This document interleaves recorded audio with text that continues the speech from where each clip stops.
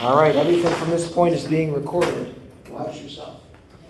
Before we get going, I do want to take an opportunity to introduce to you our Archdiocesan liaison. This is Jason Stolberg here up front.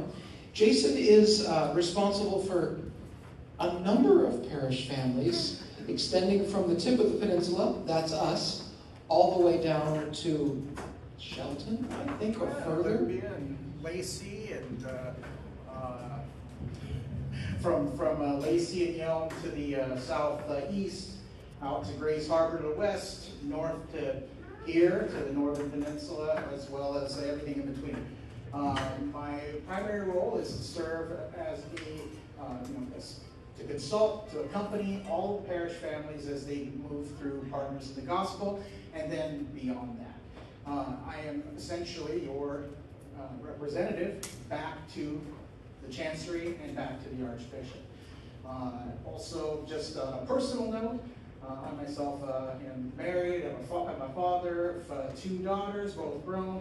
I attend Holy Trinity in Bremerton, so I am also somebody who lives here on the peninsula with all of you. Very involved in ministries at my parish, from lecture coordinator to a catechist for our confirmation program, and to a co-leader for our men's group as well. So definitely very involved, and I'm very happy to be here and to be assisting Father Maurer, assisting the staff, Courtney and Mark and everyone else, and of course being here for all of you as well. So there you go. So bringing us up to speed of how things are, and if you've been reading the bulletin, or if any of you are reading my website, and I'm not trying to self-promote here, I'm using my website as a way of communicating long-form reflections. So if you're at all comfortable with the internet, I want to encourage you to go to and bookmark fathermaurer.com. It's on our website. There's a link. It's often referenced in our bulletin. I try to post twice a week. Once is a more informal, just how things are going, Catholic trivia of the week. The other one is sort of a state of how things are or what's going on. And if you've read it this week, you'll have read the news, and you've heard it announced, I hope, at all the masses, about a change, a shift of gears, a change of the direction, particularly with regards to where priests live and how we are scheduling ourselves. So I wanted to tell you a little bit of how we got here, because we went through about a 3-month process to get to that initial schedule. So back in February, late February, I got a call from Bishop Schuster saying, hey, by the way, the bishop has a plan for you. And so we talked through that and kind of negotiated some of the details. But one of the things that was made very clear to me was that at some point we would go from 3 priests to 2. Now that's no longer the case, but that was the understanding I left with. And so understanding that, I decided that one of the key foundational principles is that we need to have the priests living together so that nobody got settled in one place when we went from 3 to 2. And you may recall that various publications and blogs and consultation and whatnot talk a lot about the priests living in Port Angeles, and then like spokes of a wheel going to the various ends for daily mass and weekend masses. We had this rotation schedule that was working out, all of those things. On paper, looked workable. Then we got here, and after 2 weekends, as I'm driving back home from Forks to get to Port Angeles, I wasn't falling asleep at the wheel, but I could see it on the horizon. And I got home, and I was talking to Father Ed, and Father Ed, I think you guys have met him by now. Maybe you haven't. I think, is he here this weekend? He's here this weekend, so you'll meet him this weekend. Father Ed's great. He's charismatic, he's lovely, he's awesome. Father Ed has been a pastor for, I want to say 16 years, a priest of 17 years. And so Father Ed and I were chatting, and he goes, Jacob, I was totally on board, and I want you to know I'm supportive of your vision, but this is a lot of driving. And both of us were talking about it. Father Gali, and you know Father Gali, he's been here a couple times now, and he's going to be moving in, or is moving in, to the rectory. Father Gali is very friendly. Father, whatever you want, whatever you want. How do you feel about maybe changing gears? I think that's a good idea. And so on Monday of, I think a week and a half ago, I called Bishop Schuster. I called Father Gary Lazzaroni is our Vicar General. So the Vicar General speaks with the voice of the Archbishop.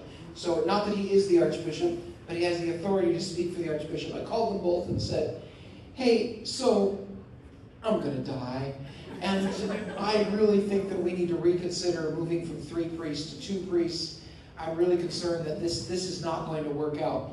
And they said, We think so too. We agree. We want to support you in this. We cannot promise you, and I want you to hear this very clearly, we are not promising you that you'll always have 3 priests, but we will advocate for you with the Archbishop, with what's called the Priest Personnel Board, which is the board of advisors to the Archbishop about how priests are placed and when they move and where they move, and we will push forward for that. And I put the question to them. I said, look, I'm considering spreading the priests out and redoing the schedule. If I do this and you yank a priest, I won't be happy. Not that I have much power. And they said, we get that. We can't promise you anything, but we really want to encourage you in going forward.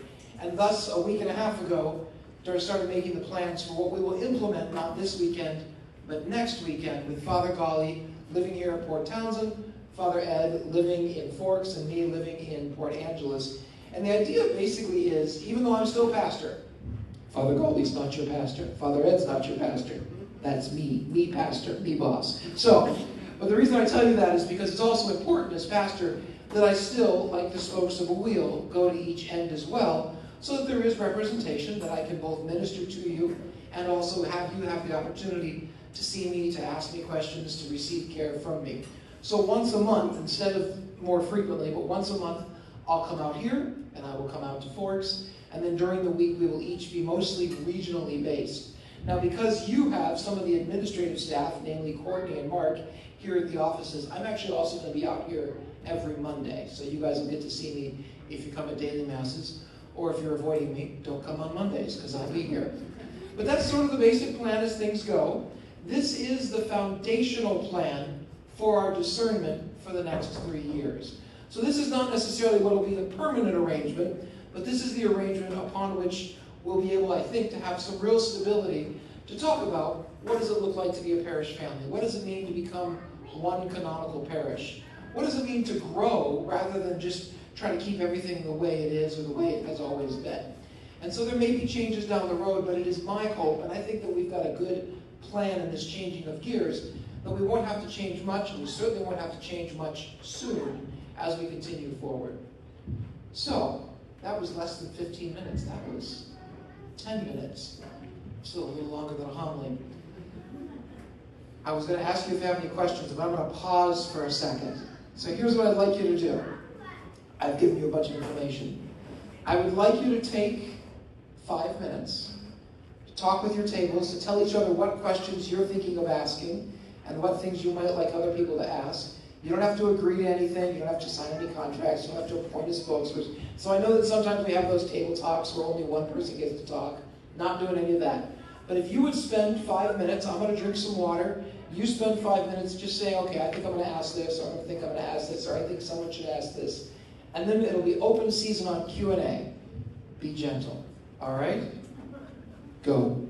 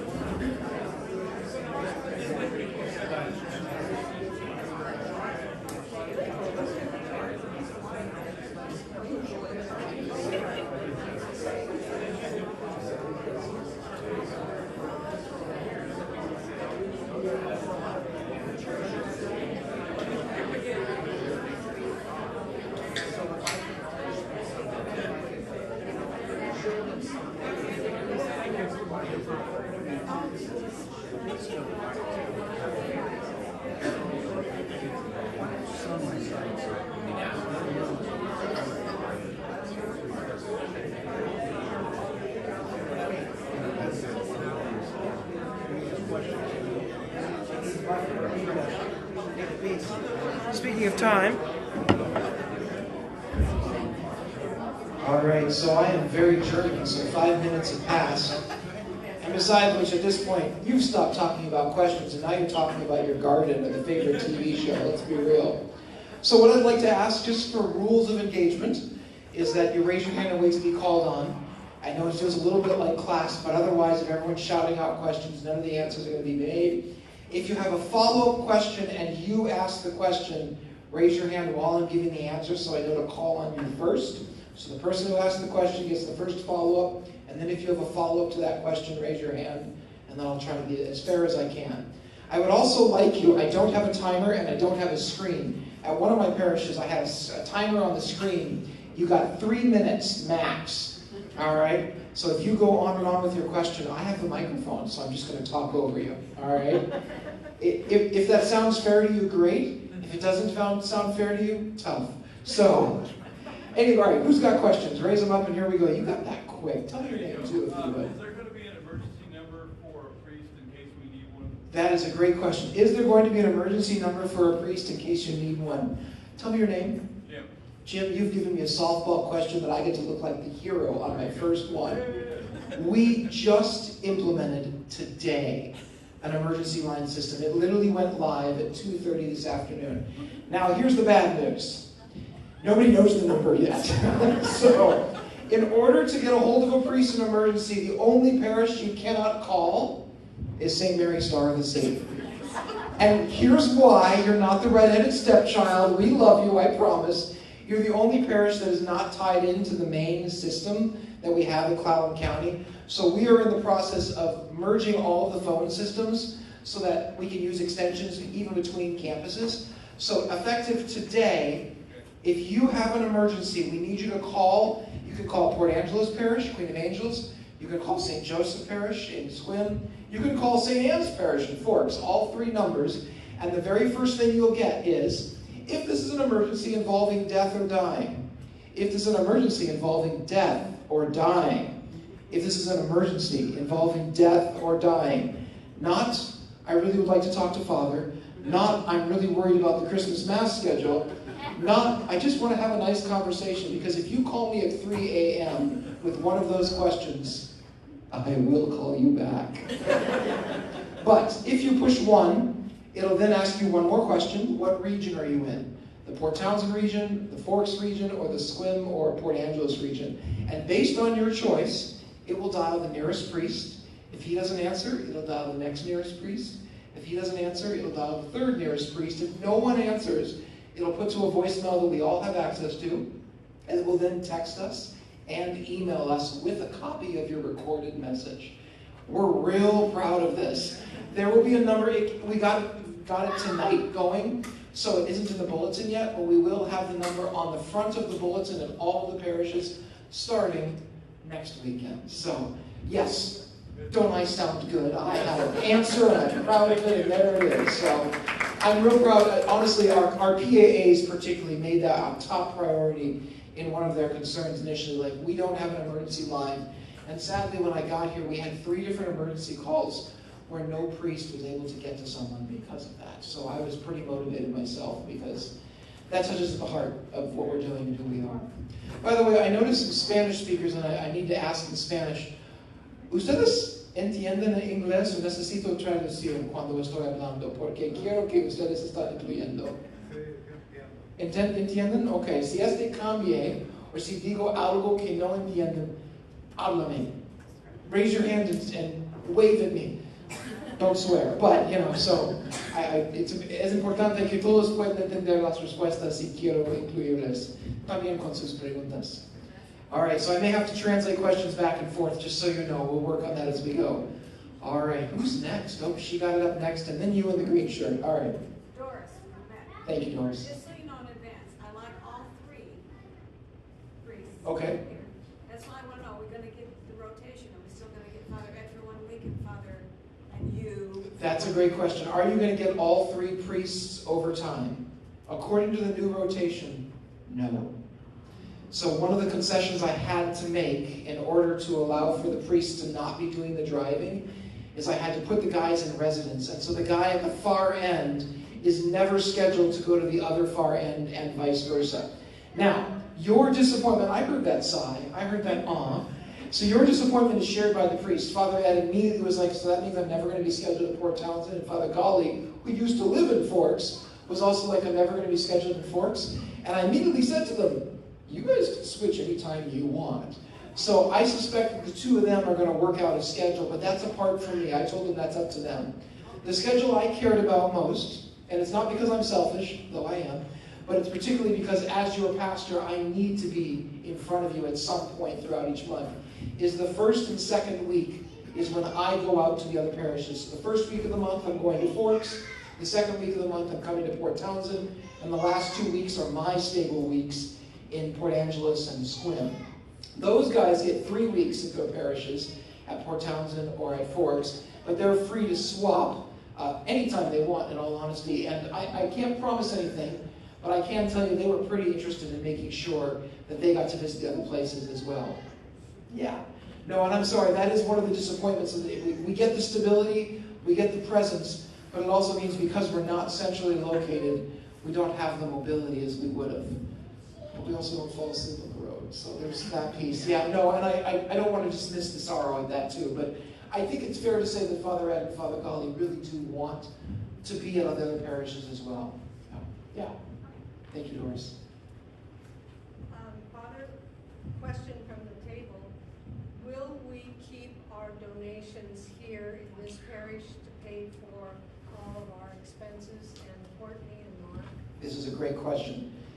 I'm going to answer that in 2 phases. I'm going to repeat her question because this one's a financial one that is especially. She asks, do our donations stay here at Port Townsend so that our bills, like our roof or our staff or whatnot, do they stay in Port Townsend?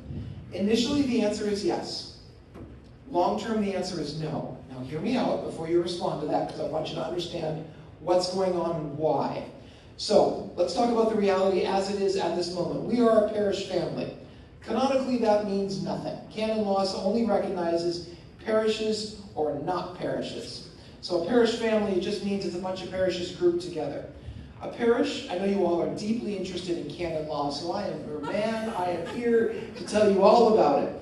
Canon law says that a parish is what is called a juridic person, kind of like a corporation. Well, the Supreme Court ruled that it's also a person, but we're a juridic person. A parish is a juridic person with particular rights, including rights to its own resources that cannot be moved. So as of right now, if you donate any money to Port Townsend, to St. Mary's Star of the Sea, it is just this parish's money. Now you're free as a parish council, as a finance council with the pastor, to say, hey, we want to give money to another parish, or we want to send money to a place maybe in Malawi or down in South America or somewhere that's in need, but it is yours. It cannot be taken away, barring some special extraordinary circumstances.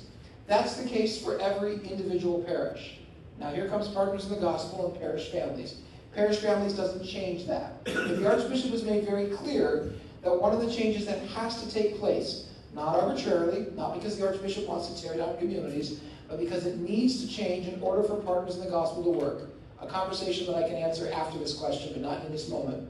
But the plan is that all 5 of our churches, all 5, St. Mary's Star of the Sea, St. Joseph, Queen of Angels, St. Anne in Forks, and St. Thomas the Apostle in Clallam Bay will become one canonical parish, which means they'll be the same juridic person with 5 locations. At that point, when that takes place, it'll be one communal pot of donations, one communal pot of funds. Now, there are some funds that are designated funds. Perhaps you're familiar with that term. It's sort of an IRS term as well. If you donate $10 to, I don't know, Humane Society, and you say, I want this money to only go to dogs. I don't like cats. I only want it to go to dogs. If they accept that donation, because they can say, sorry, we're cat lovers here. We're not going to accept your donation unless we use it for everything. But if they accept your donation with that restriction, then it can be only used in that way. it is possible for you to restrict every single one of your donations. Please don't do it.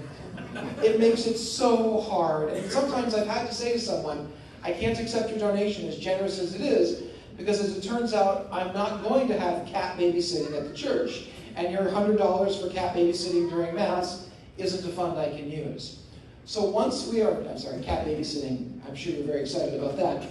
Once we become one canonical person, one canonical parish, we will have a common finances across the entire parishes. Now, you're probably thinking on the side of, well, that means our money can leave the parish. And that's true. I'm not going to deny that. I want to give you a scenario that you might not have been thinking about that benefits you. Our roof. Our roof has a bill, at the most expensive side of it, of something like $750,000. Courtney, where are you at? Courtney's not in the room. All right. Somewhere around $700,000. I'm rounding down. Somewhere around $700,000. We can't afford that. We can't pay for it right now. We're going to have to do a capital campaign. We're going to have to do it in phases. And we are going to do it. And we're going to do it well. And we have a plan to do it. And I'm writing a letter to the bishop this evening or tomorrow. We've got things in the work. I don't want you to be depressed by that, but that's a big sum of money. Now, to the west are two parishes that are very well off. I'm not at liberty to tell you what their bank accounts are. They're a lot. And you know what the first thing that people have said to me from that parish, on staff, as well as in leadership? What if we gave them a loan? What if we campaigned to give them a gift? What if we did the capital campaign at our parish? This is the kind of thing that can happen when you're one community as well.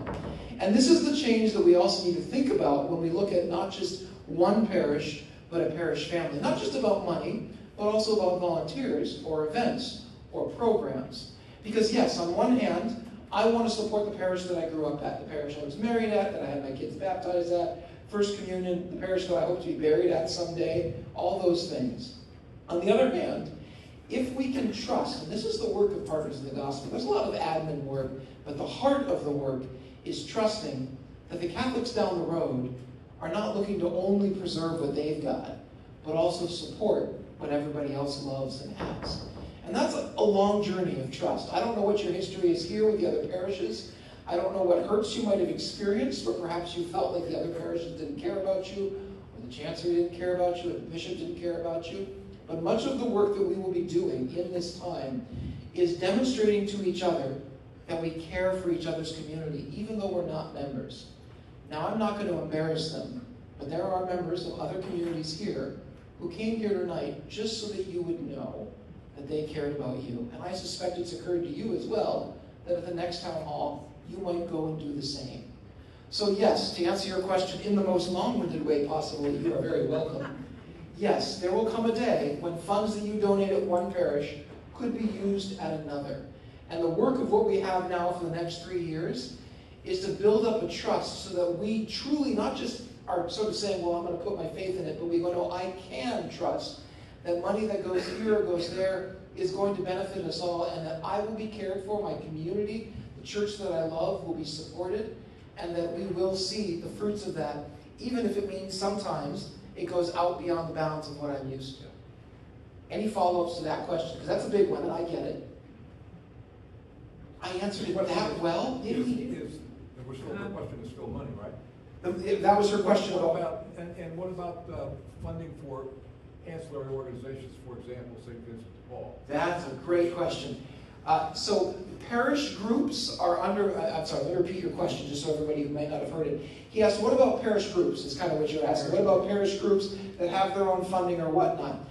Certain parish groups are actually their own proper nonprofits. Some of you may know this already. St. Vincent de Paul is technically its own nonprofit, oftentimes at least, has its own nonprofit thing and whatnot. And we basically, for free of charge, lease out a place where they can store their food and do their work. Knights of Columbus are technically their own nonprofit, have their own bank account. We just basically give them a place to stay and enjoy their pancake breakfast. Other groups are what are called parish groups. So they are in fact hosted by the parish, they're part of the parish, all of their banking runs through the parish, but, and this is a key point, the money is not the parish's. So it's basically a restricted fund. How many of you are in a ladies' guild? Anybody? I'm trying to see what groups exist. How many of you are in a pro-life group? A few of you, very good. How many of you are in, running out of other ideas, other groups that exist? If you get money, whether through fundraising or donations or whatnot, that it all goes into a similar pot because we don't usually have 100 bank accounts.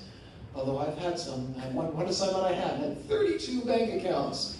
That was 31 bank accounts too many. But even if it's all in the same bank account, we are required by archdiocesan policy and by some degree by law to keep a ledger that separates out money that is parish money and money that is, remember that word, designated funds or restricted funds? Those are restricted or designated funds. As the pastor, as the canonical leader of the parish, I must be a signer on every parish group. That's not because I want your $3,000, ladies. It's not because I want your $10,000 or whatever it is. If I'm going to go to hell for stealing, I'm going for $1 million. Just want you to know right now. Your $3,000 isn't enough for me. If I'm going to embezzle, I'm going to go out in style. And I just recorded that, so there you go. But the reason I'm a signer on every account is because I am canonically responsible to make sure that the money you're spending is in accordance with the mission of the church. That's the only reason. So I review all of the bank statements that come in, I review all the checks that go out, and that's about it. There's some rules with the archdiocese about who can be a parish group and who can't be. So if you're part of the political party for kicking puppies, you're not welcome at our parishes. Sorry about that. But if you're here perhaps to be the Officer Society or whatever it might be, you can be a parish group, and your funds, and to answer your question, again in the most long-winded way, are safe. And wherever they're donated at, provided that it is a local group, it stays in that group. Now, if a group crosses boundaries, say two St. Vincent de Paul groups join together and create one fund, that fund would still be safe. And safe is the wrong word, but it would be designated. But the groups would decide how they distribute it across the sites. Does that help explain that, answer that question? We decide how our money is. Essentially, yes, for the groups, not for the parish, but for the groups. For the yes. groups. Well, yes. actually, you know, we have a cell phone and a printing budget and everything else. Yeah. We have a 0.5% operating budget. So, frankly, I am all about the spreadsheets and good bookkeeping. So keep it up. But no, I have no interest, and the church has no interest in taking the money of groups. Frankly, we have no interest in taking your money at all. Telling us what to do with it. That's correct, except as long as it's in the mission of the church. So when it comes to parish groups, my authority is a little more bridge burning. I can either build the bridge and say you could be part of the parish mission, or I can say a line has been crossed and you're no longer doing it. Now, so it goes in the extremes. As the pastor, I might say I need you to do something, or you can't do this, or you can't do that. But generally speaking, the money is not mine, and it's not mine to direct. Does that help? Excellent. Any follow-ups on that? We'll see. Yeah. Okay, thank you. Yeah, absolutely. You're pointing at her. Did she have a follow-up? No, I was going to ask the same question. Oh, okay. So thank you for the explanation. Absolutely. And thank you, Maggie, for asking it. Yeah, no, it's a good question. It's one of the ones that's on everybody's hearts and minds, so absolutely. With the previous 3 parishes, we had 3 parish councils, 3 financial councils. Man, you guys are asking all the good ones. So, tell me your name, by the way, if you would. Stuart Milgrad. Stuart is asking about the councils, the pastoral councils and the finance councils. As long as we are individual parishes, individual juridic persons, church law requires, I don't have an option here, it requires that every parish have a finance council. Now, technically, by universal church law, I don't have to have a pastoral council, except my bishop has said I have to have a pastoral council. So every parish must have a parish council and a finance council. How that takes shape is allowed to be merged. So for instance, say we only had a few people who wanted to be on the pastoral council or a few people who wanted to be on the finance council. Now don't get me wrong, I see 50 potential council members sitting here right now. You came on a Friday night to a meeting to listen to me yammer on. You could do it for an hour once a quarter in a council meeting. So I see your faces. But it is possible to have councils meet together. So we could, in theory, I'm not proposing this, I'm just giving it as an example. We could have St. Joseph and Sequim have their meetings with Port Townsend, and the 2 councils, the 2 finance councils meet together, but they would make decisions Let me rephrase that. I'm sorry, I need to qualify that. I would make decisions. They would offer consultation independently. So for instance, if I were saying, hey, I'm thinking of doing this building project at Sequim, at St. Joseph's, Port Townsend might offer counsel and say, hey, we think that's a good idea, or I have experience in construction, or I'm concerned about these numbers I see. But they wouldn't be offering in the name of the council, and if they disagreed or agreed, I wouldn't be able to go and say, well, to the St. Joseph folks, Port Townsend agrees with me. That's inconsequential. But we could have the meeting at the same time, and vice versa. As long as we are individual parishes, we must have individual councils. That means, by the way, I have 8 council meetings on a regular basis. I can't wait for that to stop being the case. But once we become one canonical parish, then we would have one finance council and one pastoral council. And this is where it would be especially important for the pastor, that's me, to make sure that representation from every parish is present. And not only every parish, but also every language-speaking group. And across our parish family, we have folks from Mexico speaking Spanish, folks from Guatemala speaking Spanish and ma'am, another language that's indigenous, as well as English speakers, and of course folks from each parish community and the mission of St. Thomas Aquinas Bay, which is part of St. Anne's. So the long-term goal is to have one pastoral council and one finance council. It'll probably be larger than your average council because you're covering 4 parishes, 4 big communities, or 4 active communities. So my guess is normally I would have a pastoral council no less than 5, no more than 9. My guess is we're going to inflate that number a bit, and it'll probably be no less than 7, no more than 15. So that'd be once you get over about 15 people, having a conversation with all 15 people, we go from hour-long meetings to hours-long meetings, and then we don't like each other. We all go home mad. So, but apart from that last little editorial, does that help answer the question? It does, thank you. Okay, yeah, thanks for asking it. Thank you, Debbie. What is the timeline for this group parish? For the parish family to become one canonical family, or one canonical parish, the Archbishop has given us a timeline of 3 years, starting July 1st, 2024, so we've started. The big thing is not that on July 1st, 2027, that we be done. The goal is that by July 1st, 2027, if we're not done, that we have a plan to completion and we're not still flailing to figure out what's going on. So some communities are going to be more stable and we'll figure out our plan before then and be able to implement it. Other places have lots of options and lots of complexities, and we might need longer to implement it, but by July 1st, 2027, we need to have provided the Archbishop, this is where we're going. We're not still floundering around. So it's in all honesty, it's kind of like those who have kids. It's kind of like clean your room and you've got till 8 o'clock, not because I care that you get it done by 8 o'clock, but if I don't give you a deadline, you're playing Mario until the end of the evening. And I'm sorry, as fun as Mario is, we got work to do. So I will, by the way, add the editorial. Nobody asked, but I will offer. I don't think, for all the craziness of our communities, I don't think we have that complex of a scenario, primarily because the distances don't allow for a lot of flexibility. So I will offer this. No one's asked it, but I will offer it unprompted. I don't believe that closure of our churches is something that we can actually do. Physically, it's possible in the sense the bishop can close anything he wants, but it doesn't solve any problems. So if I close Port Townsend, or rather, I'm sorry, I would never close Port Townsend because I'm not a bishop. If the bishop were to decide to close Port Townsend, to be clear, that's not on the table. This is purely an example. If the bishop were to close Port Townsend, he would do so because it helps solve the problem, except it would create a much bigger problem. Now you got to drive an extra hour one way or another just to get to Mass. And what did you accomplish there? You're going to have to find a way for a priest to do that, to provide for that. It doesn't do anything, it doesn't fix the problem. Similarly, Forks, which is super far away, yeah, it's really small, but those folks are driving already, some of them 45 minutes an hour to get to Forks, and it's a solid 60 minutes, believe me. I've driven it several times now, maybe you have too. 60 minutes to get to the next closest church. And you might even argue, well, Sequim and Port Angeles are really close to each other. Couldn't you close one of them? They're not big churches. If you closed one of them, you'd have to add so many masses, you'd still need another priest. And this is where, when I went to the bishop and the vicar general, I was like, look, I don't see any path forward that doesn't always involve 3 priests. And those 3 priests are needing to be spread out across 3 regions. And you'll notice that I've divided us into the 3 regions that make sense: Fork, Sequim, Port Angeles, and Port Townsend. I've lost track of what your original question was. Could you repeat it for me? Well, I lost track of it too. This is, yeah. The recording will show what you originally asked. The timeline, yeah, the timeline of 3 years. It could be shorter, it could be quicker. This is just my opinion. Big grain of salt in your hand when you hear this.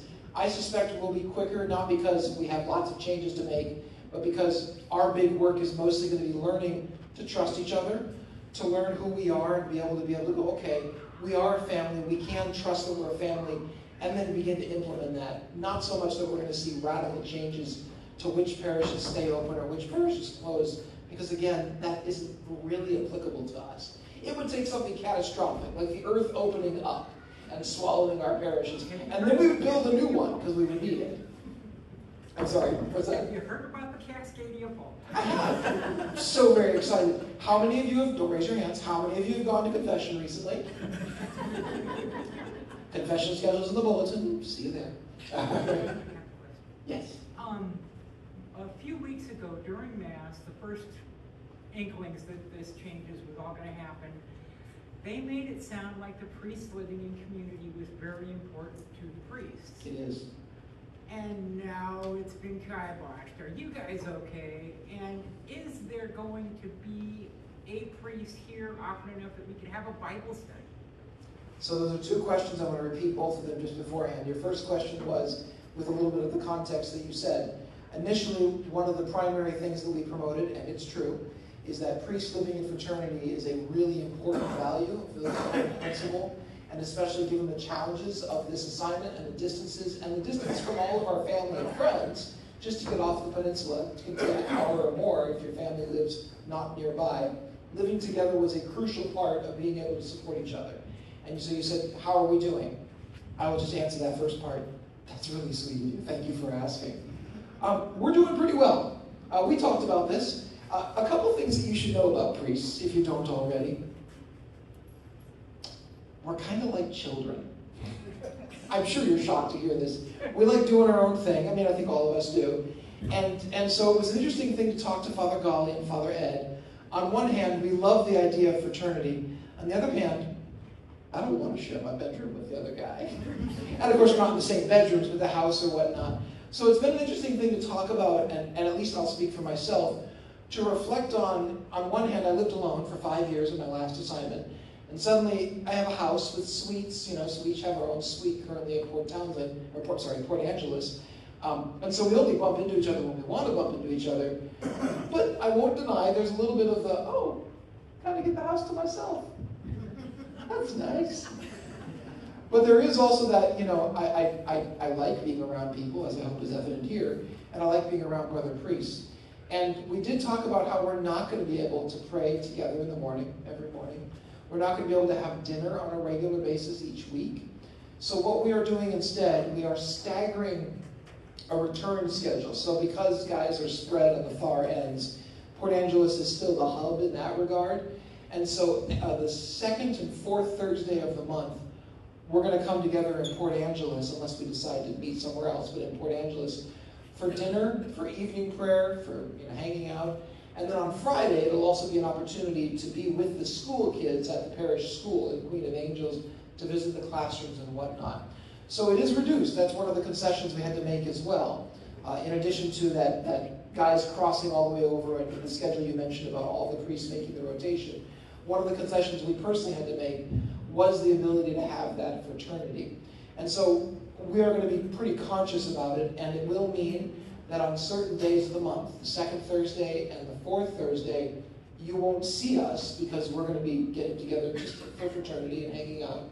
And similarly on those Fridays, you may not have us available because we'll be visiting the school kids as long as we're in town and visiting the classrooms. Now to your other half of the question, which is will guys be available, will priests be available more frequently during the week for Bible studies or events, adoration, First Friday, those kinds of things? And the answer is yes.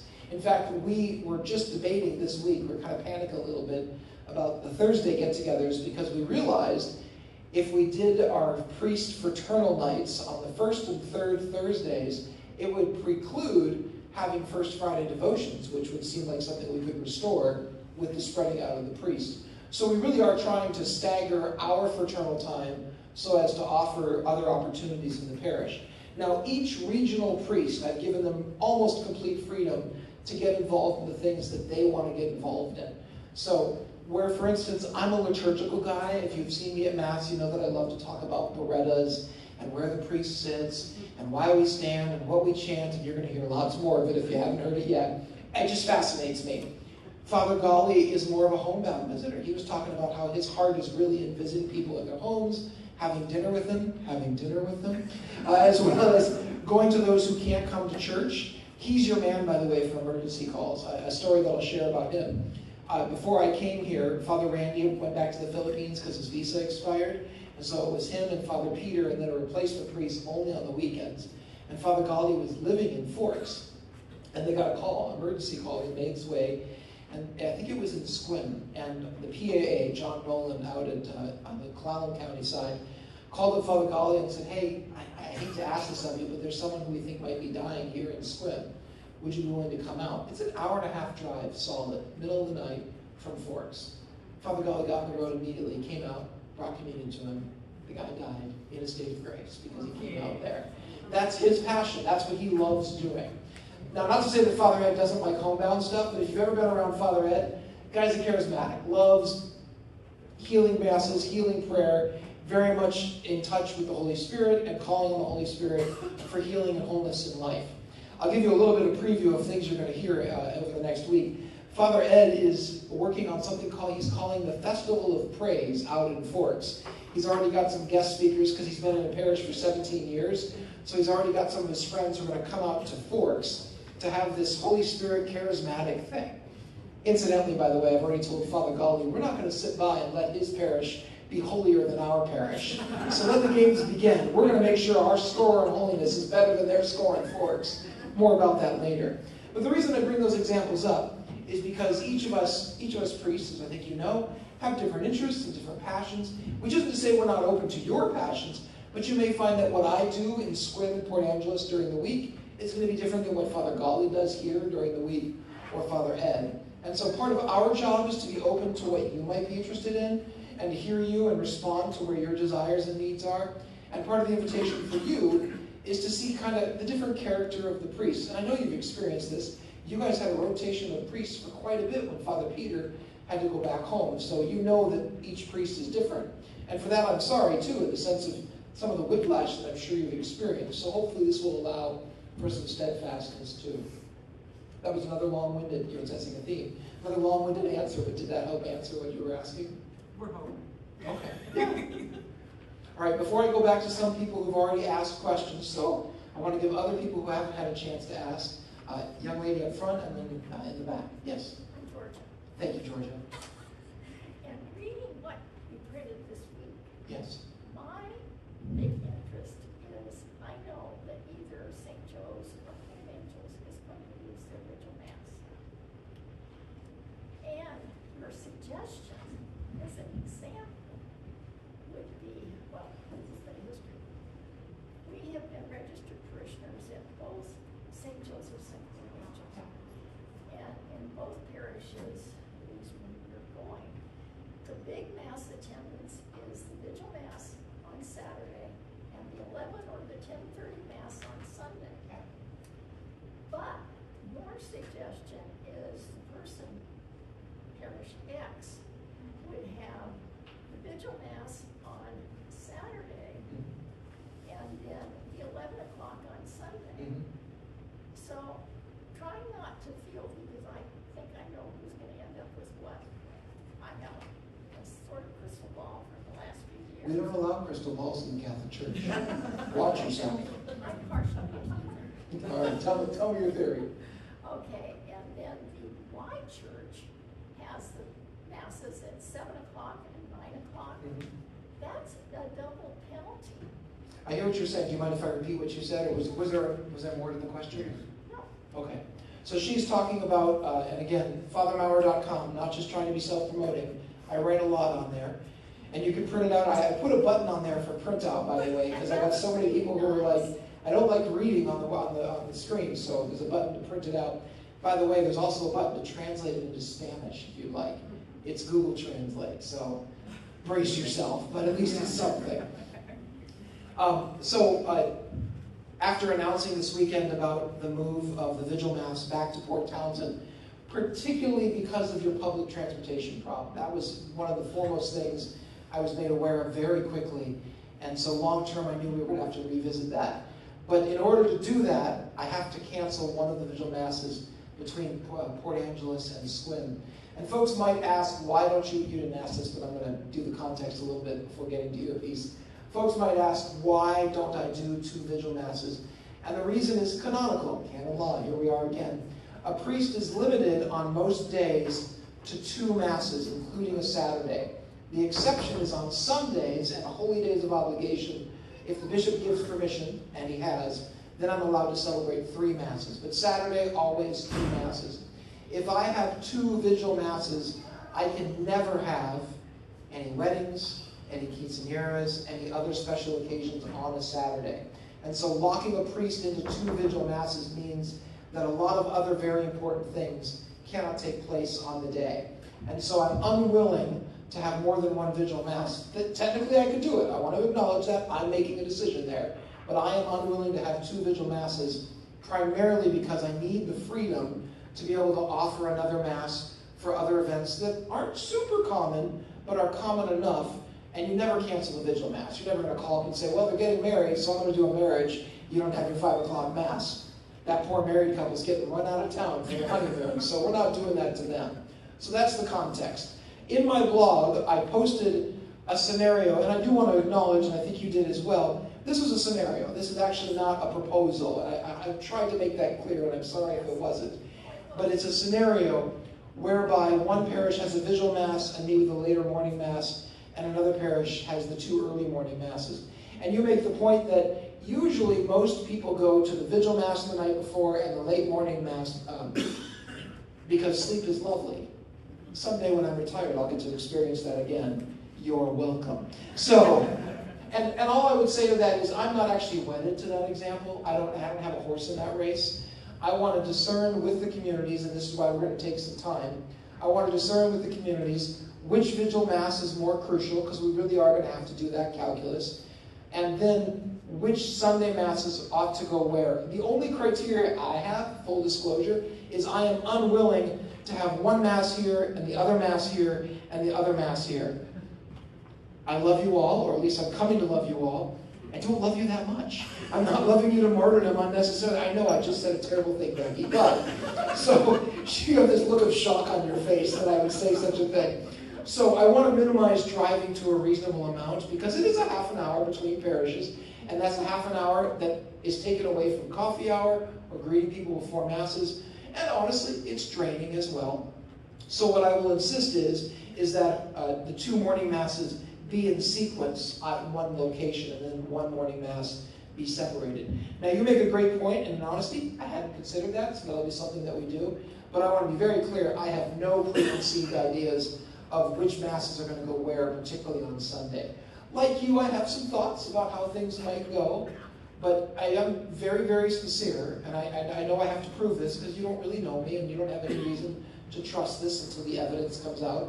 But I am very sincere that I am listening to feedback, and I want to hear the feedback, and I want to make a decision that makes sense. It isn't only about priest comfort. There is some of that, but also it's primarily about how do we best serve the communities. And one of the reasons I laid out that scenario is because people have brought up that without a Vigil Mass at one of the parishes would only have 1 Sunday Mass, and there physically isn't enough space for the remaining people to go there.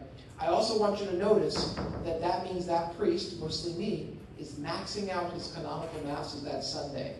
And I don't know if you guys, and I don't mean to play the pity party, world style, smallest violin there, but I don't know if everybody really has a great sense. If you're an organist, if you're a lector, if you're a sacristan, if you minister at Mass, I think you have more of a sense. But the Mass is work. It's lovely work. It's amazing work, but it is work. And that's why the Church mandates no more than 3 Masses. That's a hard and fast universal law, no exceptions. And the reason that is partially because, please don't kill your priests, and partially because after about 3 Masses, it becomes rote. It becomes just a thing you're doing, a thing you're saying, instead of a prayer that you're offering together. But that's why I offered that proposal of 3 Masses, because I think the numbers support it, and the communities need it. But I'm not wedded to locking a parish into a vigil and a late morning, and if you will, them getting the first class seats, and then everyone else getting steerage. So that's an important consideration, and I appreciate it too. Can I make a comment? No, that's it, you're done. You ran out of your time. I used most of your time up. Please make your comment. Okay.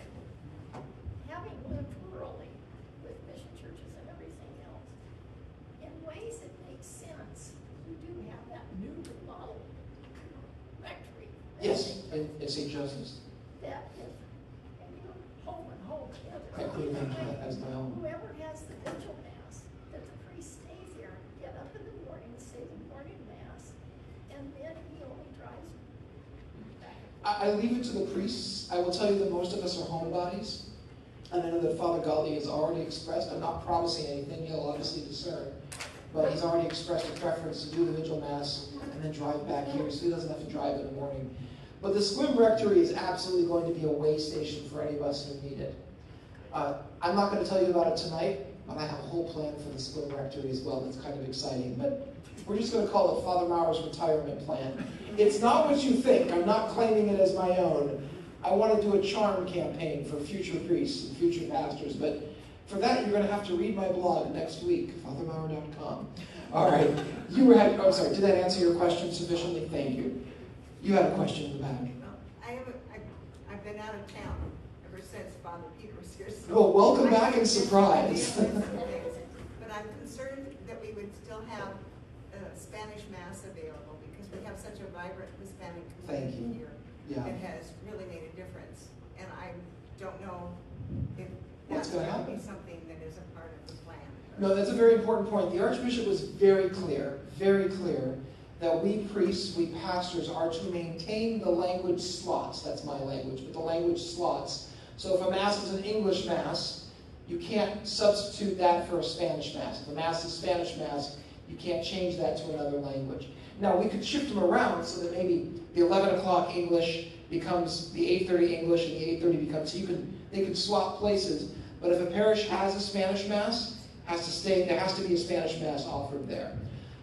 Now, if the community were to move, if the community say, hey, the Guatemalan community in particular out in Forks and in that region have expressed to us that they travel to multiple locations. So a couple weekends ago, I went out to Forks for their 6 p.m. vigil mass, and I went out there, and I kid you not, there were 20 people in the pews. I wasn't super happy having driven out there. And I went to someone, and I'm like, what is going on? And I had been told about it. I had forgotten because I had forgotten that the Guatemalan community had a retreat, and the Guatemalan community in Forks, who also is connected with the Guatemalan community in Sequim, who's also connected to the Guatemalan community in Belfair, where my mom works, as well as in a couple other places, have all driven, I want to say to Oregon, as en masse. And so they had, as a group, gone at least out of the county, but even probably further. And because they have those ties together, they often are more mobile. If for some reason they were to say, we want to shift parishes, that would be a conversation to go, all right, if that's a permanent move, we might reconsider. But as it is, no, there is no plan whatsoever to seize or desist the Spanish Masses. In fact, the fact of the matter is, in a couple of our parishes, mostly St. Joseph and Sequim, I believe, and Deacon, you might help me out here a little bit if you know the history, I believe that relatively recently we added a Spanish Mass on the third Sunday of the month because we have a larger Mexican community there. And so every third Sunday we have a Spanish Mass. And we tried a bilingual thing, but it wasn't real good. We were repeating one of the readings in English and then in Spanish. So the new pastor nixed that. Well, we're looking at a truly bilingual Mass, and I got to work with the councils there to see how we can do that well. As you heard a little bit, and these guys, they can judge, pueden juzgar como bien puedo hablar. Be gentle. But I can speak some Spanish, but in many ways, it's a penance for our Spanish speakers as well. Of the Spanish speakers, the other guys have said this, so I'm not trying to toot my own horn or whatnot. I'm the best of the Spanish speakers, and I'm not that great. And so we really want to do our best, but we also recognize that we're going to need help to maintain that, but we are committed to maintaining that. So for the foreseeable future, for as long as it makes sense, we will have a Spanish Mass here, we'll have a Spanish Mass in Forks, and we will have a Spanish Mass at St. Joseph's, albeit once a month, and possibly a bilingual setup somehow to be determined. Does that help answer your question? I thought I saw some hands. All right, so you, and then we're going to start repeating you. So young lady with the white jacket and the glasses. Well, I was just wondering, would Father Gali be available if someone needed to talk to him or get some counsel? Pastoral care and whatnot? Yeah. No, Father Gali doesn't like people, sorry. This priest is really sarcastic. You should write a letter. I want you all to know on the record that the Archbishop's secretary's name is Angela Kyson. Angela K-I-S-O-N. Angela Kyson. Her phone number and email is on the website. Tell her Father Maurer sent you. You can file complaints about it directly to the Archbishop's secretary. I'm in so much trouble. No, teasing aside, please forgive my teasing. No, of course we priests are available for individual meetings. It's what we love. I mean, we love spending. How do you get a hold of him? I mean, so each of us have. I mean, it's not an emergency. Right, yeah, so it's not an emergency, you're not dying, but you want to talk to a priest. You have a situation you want to talk about, you have a struggle, or you just want to make an appointment to sit down and say, hey, I'd like to learn a little more about my faith or whatnot. Now, I don't want to speak for the other priests. Oh, Courtney is raising her hands. Ladies and gentlemen, Courtney, you have to come up into the microphone because my recorder won't hear you otherwise. Okay. As she's speaking, I will tell you, we're getting our phone system merged. And my extension is active already, and theirs are going to be similar, but Courtney has an answer. We'll put this starting in the bulletin next week, but Father Gali said that he'll do office hours Tuesday, Wednesday, and Thursday from 9:30 to 11. And also he'll come back in the afternoon, I think he said from 1 to 2 or 2 to 3, but we'll put it in the bulletin. But you can call, we'll also put what his extension is once we have that working. So you can call and leave him a message, but you can also call and Mark and I can help schedule an appointment time during his office hours. All of us have different ways of preferring to be reached. So for instance, I never publish my email because I am pastor of 5 locations at a school. And you are many, many people, and my inbox will be overflowing. So I work not exclusively, but mostly through phone calls. So I work with the leadership and the staff by email, but I also clear out my voicemail box. My extension is 250. Again, Port Townsend isn't tied into all of the phone lines, so if you call here, good luck. But if you call over at St. Joseph or at Queen of Angels or even at Forks, you get the phone system, ask them to transfer you or hit 250. Not only will it ring me at whatever office I'm at, but it will also send me a voicemail or a recording of your voicemail message if I'm not there. And so I try to be very responsive. Give me 48 hours. That's my request. 48 business hours. If you call on a Sunday evening and I don't answer you, it's the Lord's Day. Get off the phone. But I do phone. I think Father Ed is similar. He's not a big fan of email. I don't know about Father Gali, but each of us has different ways. But we are all committed to just being priests too. So it's going to be a little different, but you will have a priest on site, and so I think you can trust that. Does that help answer your question? Oh, yes. Very good. Okay. I don't want to offer the reassurance. It's a worthwhile question. Yes? I have a more interesting question for me is that it appears over time that the number of priests is going down compared to the needs of the Catholic groups. And I was curious if you guys were trying to solve that problem by encouraging married priests or female priests, or are we just going to keep slowly closing down the Catholic Church?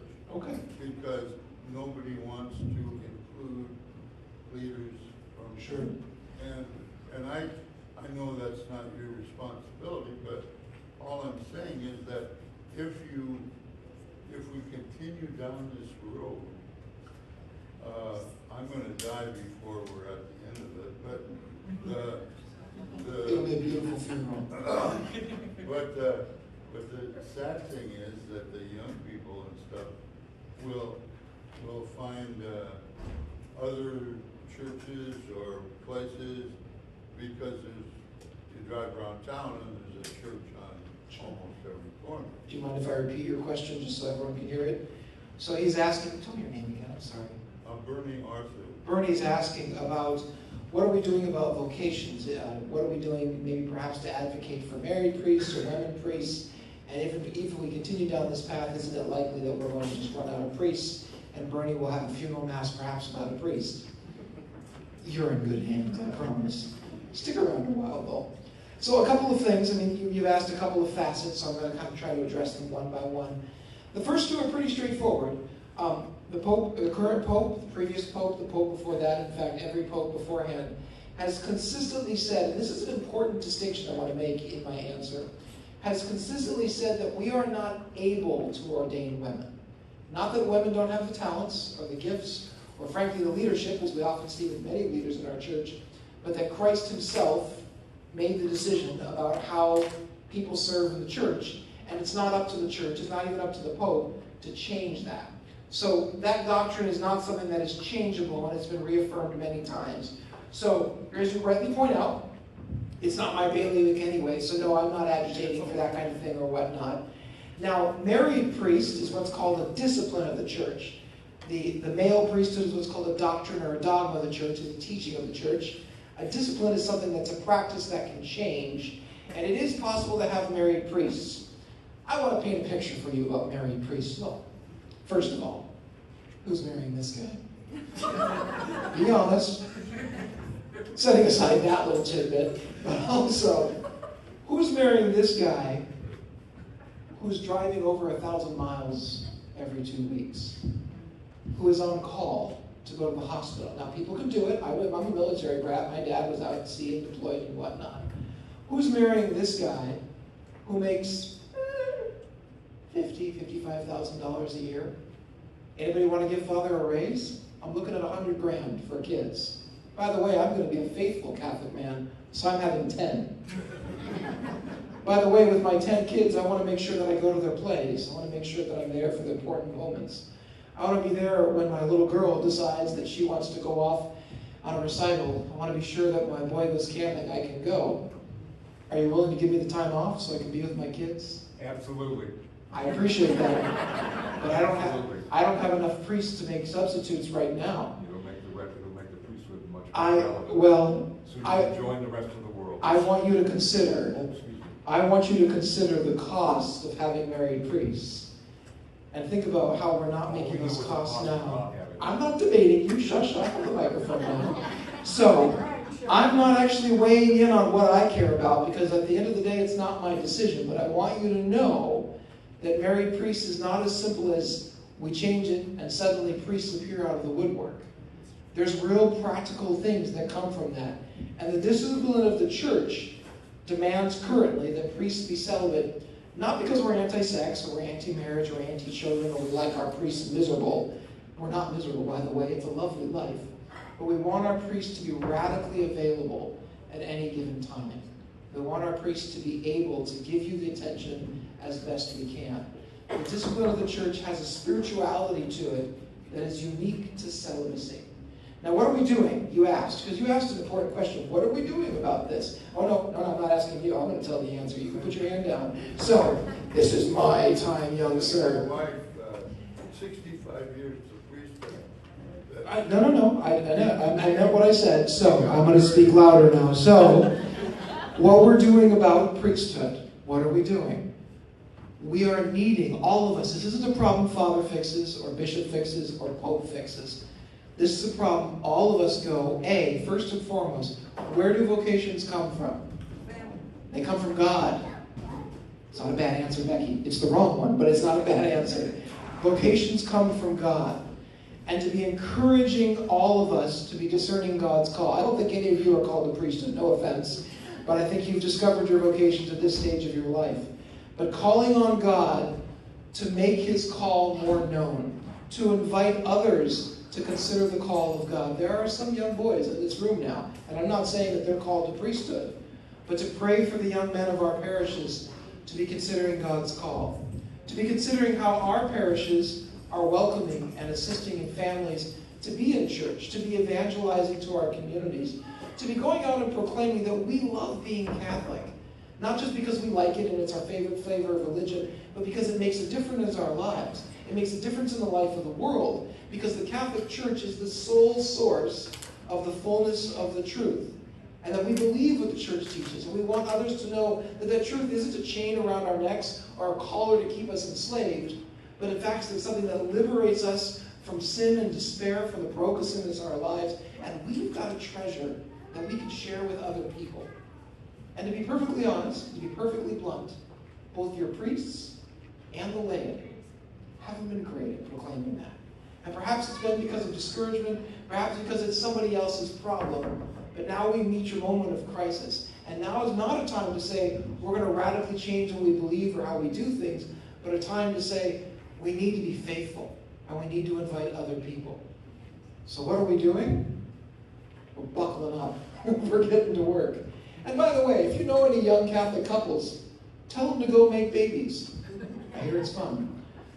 Other questions? Becky. Along those lines, we do need to be praying for vocations and such. I wonder if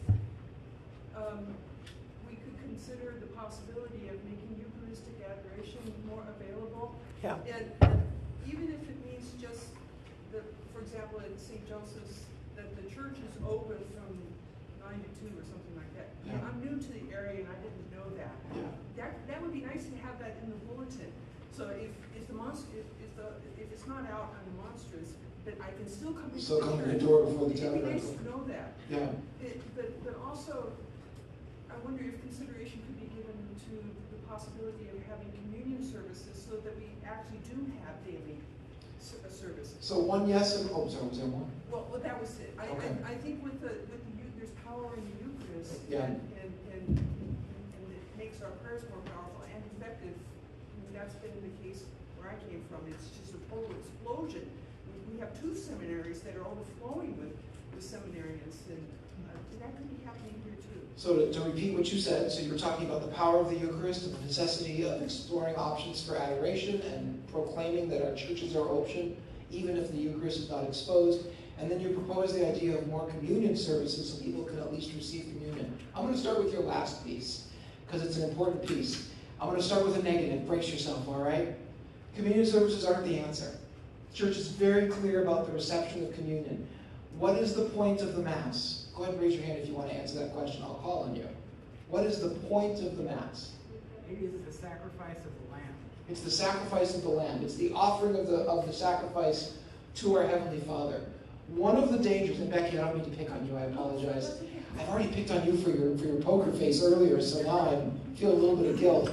One of the things that I think we often struggle with as Catholics is that we celebrate with such ritual and with such pomp and such circumstance, with tradition and a richness and a depth and a width with all that we do, that very often we can focus on, as long as we celebrate the Mass, and then the way we know we celebrated the Mass well is, I received communion.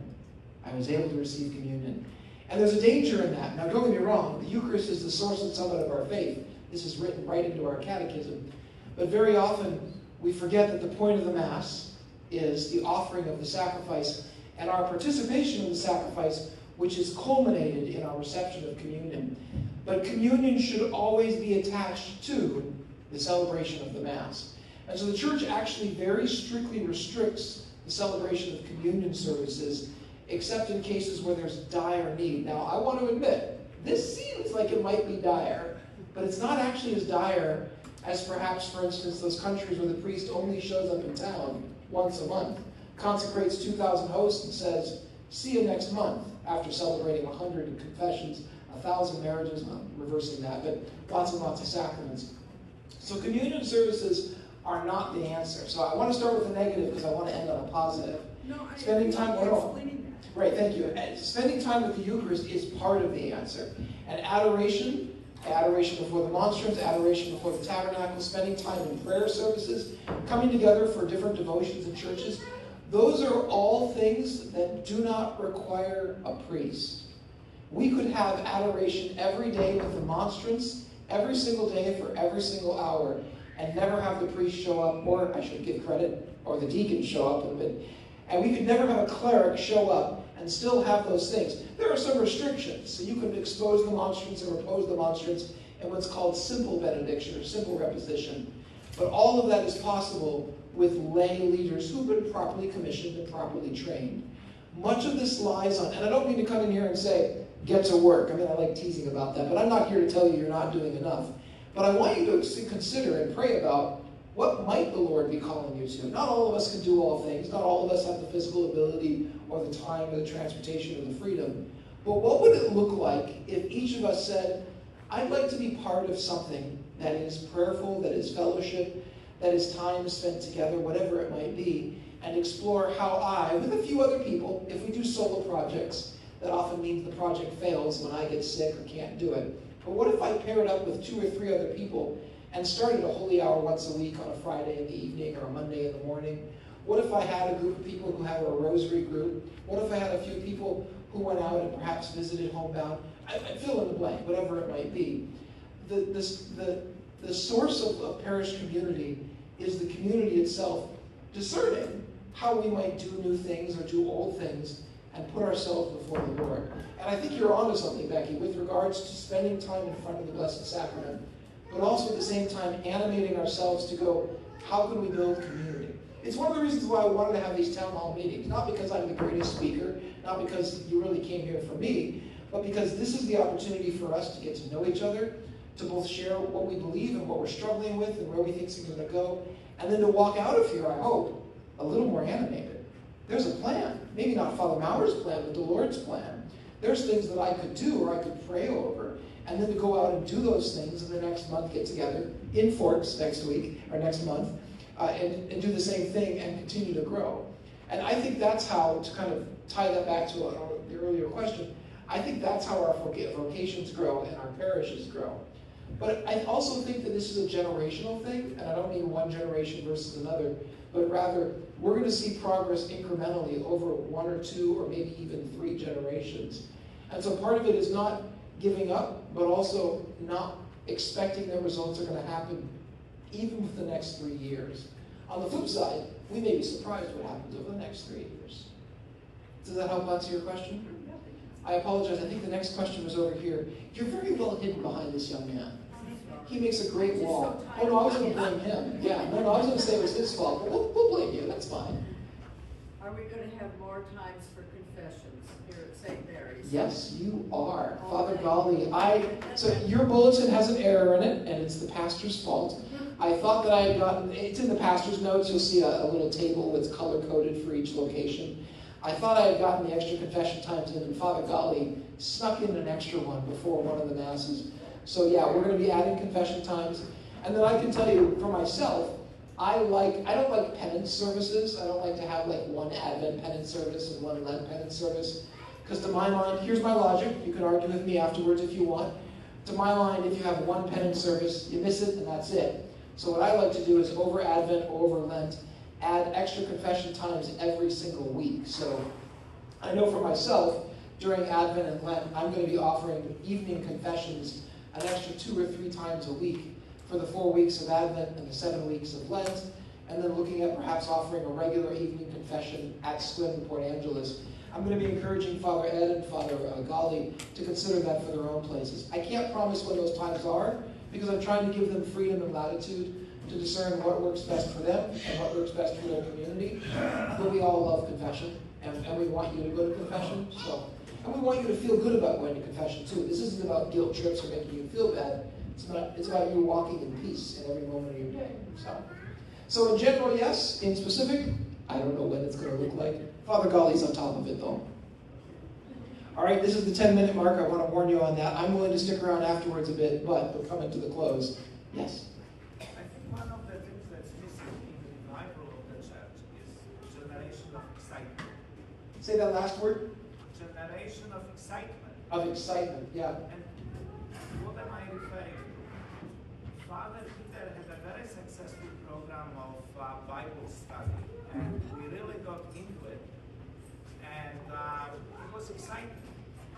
And, you know, that was a very important question asked. This should be continued.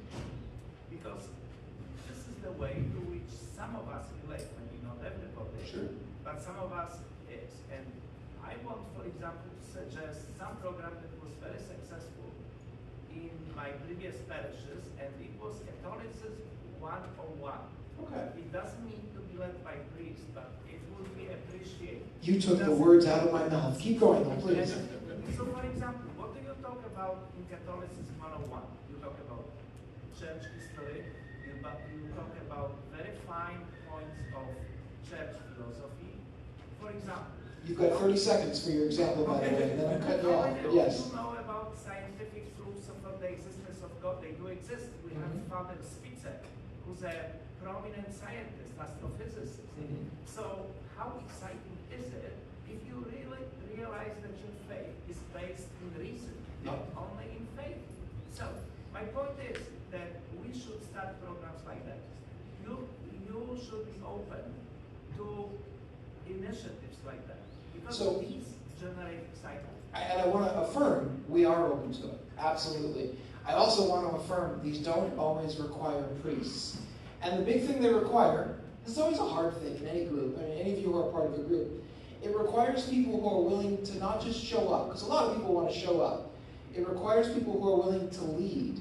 And not lead in the sense of like, I'm in charge, do whatever I want, but like, I want to discern with a group of people and see what they want. So for instance, at one of the parishes I had in a galaxy far, far away in the land before time, there was a few people who every year they would do about 4 or 5 different sort of programs. Sometimes it was a Bible study, sometimes it was Matthew Kelly, those books. Sometimes it was, I don't know if you guys know about formed.org. It's a website subscription. All of you paid for it in your donations to the church. We have a subscription where all you have to do is tell the website you're from our parish. It's like Netflix for Catholics, and it has different programs on it. It doesn't have like The West Wing or Downton Abbey, so don't get too excited. But it does have different programs and study programs that you can do. And I really want you to know, I will 100% support those things, provided you're not asking for it on Sunday at 8:30 and then you're right out.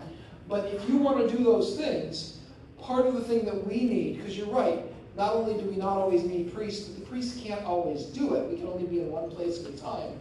But to have people who say, I want to do a Bible study, and I'm willing to present the curriculum to make sure that it's Catholic, to present the plan, and then we say, that sounds like a great idea. You can have the parish hall from every Wednesday from 5:30 to 6 or whatever it is. And maybe you want Father to show up once a month. He says, okay, I think I can do the 3rd Wednesday or whatever it might be. And we want to support that. And I love teaching. I want to be part of things like RCIA or Bible study.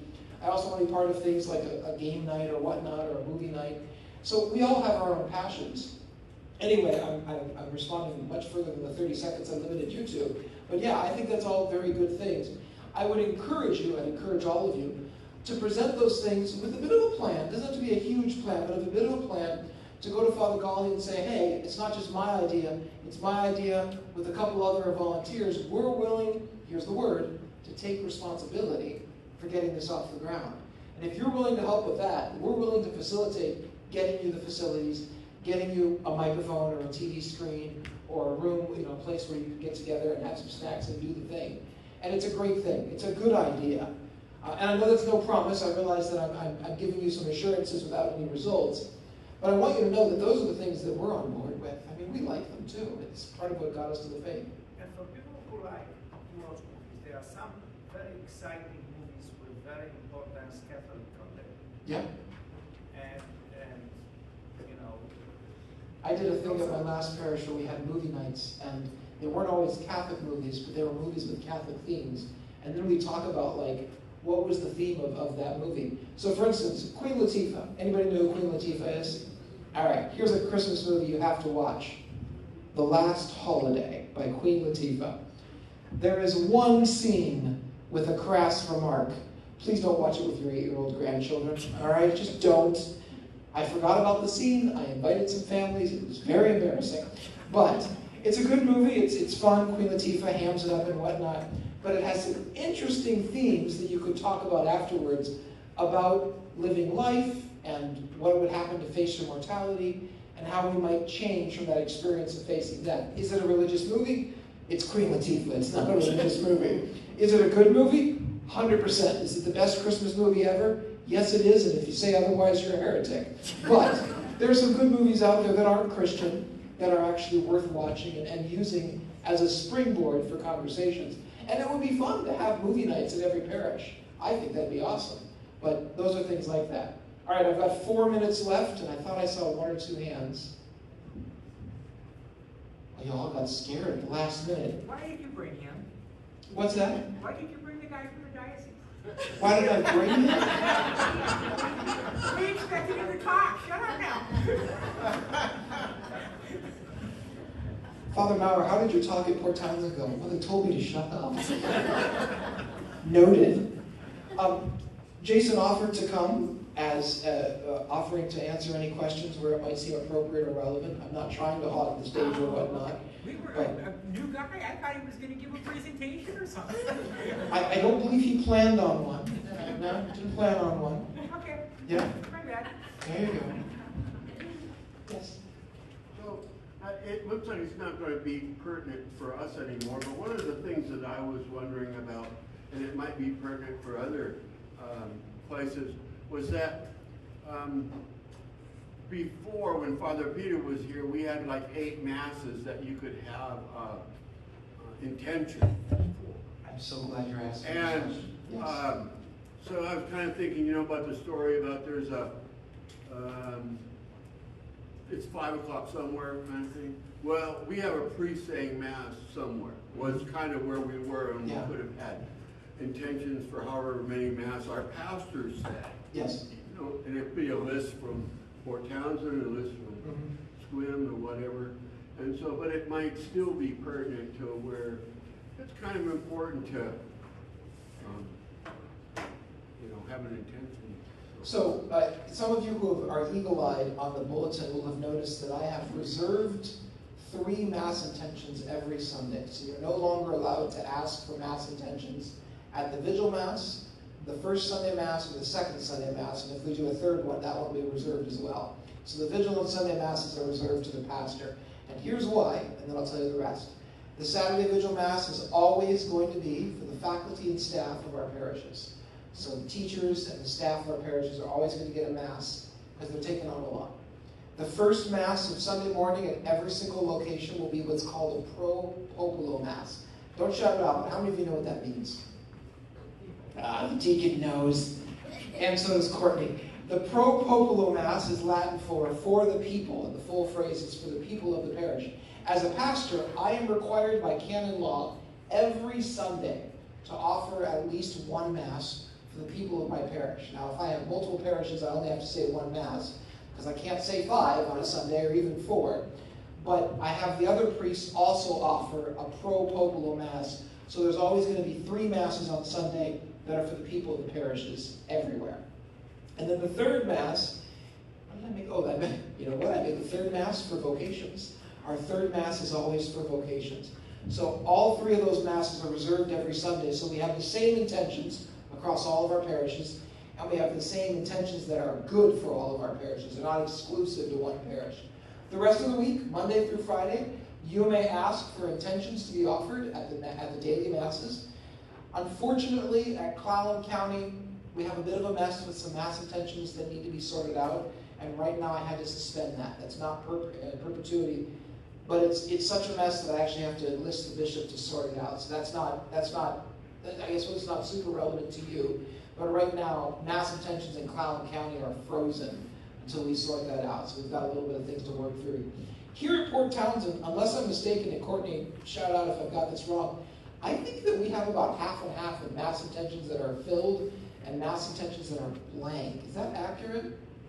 It depends, I think, on the time of year. Sometimes all of them are filled. Sometimes all of them are filled, and sometimes they're not. So Port Townsend has the opportunity. We have Masses where Mass intentions are not offered. And I love Mass intentions. I mean, if you have someone you want to pray for, living or deceased, by all means, call the office, ask for a Mass intention. Canon law, there's that canon law again. Canon law says that the bishop is to define what the Mass stipend is for his entire archdiocese. So in theory, there is a defined amount. No archbishop in the history of the Archdiocese of Seattle has ever defined what that amount is. So my suggested donation, which does not go to the priest, it goes to the parish.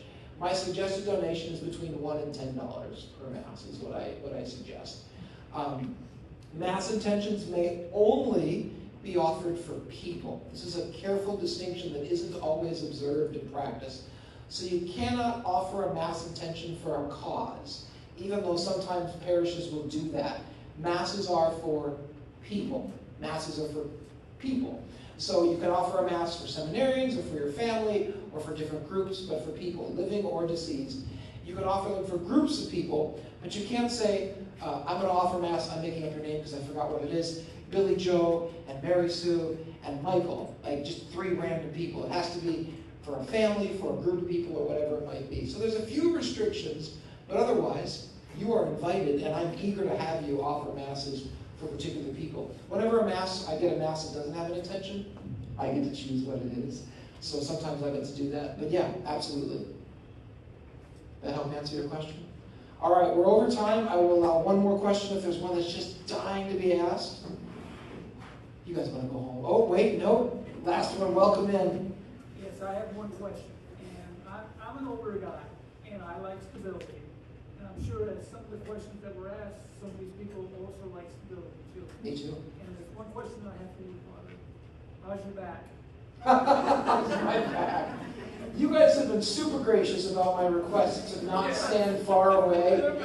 I genuinely, my back is doing great. It's that bending and reaching, man. I really do want to like you guys, but there have been some Masses, and we're all fairly modest-sized parishes. I think we have maximum 250 people at Mass. But I've been at churches with 400 or 600 people, and you get to the point at the end of Mass, and here I am recording this again. I get to the back, and it's body of Christ, and body of Christ. I'm not thinking very Christly thoughts. So thank you for asking. It's very kind. Now, you guys have been great about. We're really trying not to make. I mean, that's a minor adjustment. We're really trying not to make drastic changes to the Mass. There are some that are coming. There are things we're going to be adjusting, and things we're looking to tweak. But we're trying to do it in such a way where we explain, why does Father want everyone to stand up front? Because his back hurts. Why did he change the chair this way? Because it's an option. Why does he wear that funny hat? Because it has some tradition to it. We're hoping that every time we make a change, even if you don't like what the change is, you know why we did it. You know what it's rooted in. And you know, most importantly, that it's not arbitrary. That's always very important to me, that you don't think that we're just doing something because Father Maurer said so. That's going to be a very rare thing. For instance, one of the examples where Father Maurer might say so is, if you want to have Pepsi products at a parish gathering, no, it's going to be Coke every single time. Or at least I'm going to have a Diet Coke. But on more serious things, it's going to be very rare. But I'm sorry, you asked a fairly lighthearted question, and I got real serious about Coke. But, all right, I'm willing to stick around for about 10 more minutes before I want to release Jason, too, who's offered graciously his time. I want to thank you all for coming here this evening. I'm very grateful for your questions. I'm going to take this recording. I'm going to try to get it done by the end of the weekend, but I might not get it done until Monday. I'm going to transcribe it, probably edit it a little bit for clarity, this guy, and then it'll be posted on my website, fathermaurer.com. We're going to get it on our parish websites a little bit later. I very much want to encourage you to spread the word about these meetings. If you liked it, please tell your friends. If you didn't like it, keep it to yourself. But please let people know that these are meaningful meetings. I hope it was meaningful for you. I hope you learned some things that you didn't know beforehand. And most importantly, I hope that you walk out of this meeting with a little bit more trust that we're going to do great things and that the Lord is going to do awesome stuff. And that the plan of becoming a parish family isn't about like the Borg of being absorbed, but rather of us becoming one real family. Forget about archdiocesan jargon or catchphrases. Those can be useful, but forget about that. It's about us recognizing that we're Catholics.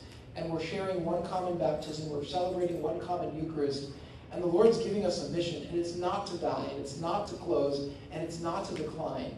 It's to discover together what might be exciting, what opportunities might be in front of us, and then to go, I want to be a part of that. I want to do something neat, something old, something new, and I want to share what I've got with the community around me. And if that isn't a good enough homily, I don't know what else to give you. Let's pray before we go. In the name of the Father, and of the Son, and of the Holy Spirit. Heavenly Father, we give you thanks for this time together, for this opportunity to get to know each other a little better, to receive, hopefully, your wisdom and your grace, to be animated and consoled, but especially to be reminded that you above all are in charge, that you are guiding us and caring for us. Bless this, your people, and all of those they love in their communities, and help us to grow in wisdom and grace and discipleship through Christ our Lord. Amen. Father, and the Son, and the Holy Spirit. Before you go, Courtney, I want to thank Courtney for her setting up of all the food and all the different things. She came a little bit early. I also would like to ask you to take some of the food as you go, because Father Gali is in Forks this weekend, and so no priest can take your food. I'm not taking your food. It's carbs and it's cheese, and I've got plenty of that in my belly already. So please take a little bit of food as you go so that it doesn't go to waste. Drive safe, guys. God bless you.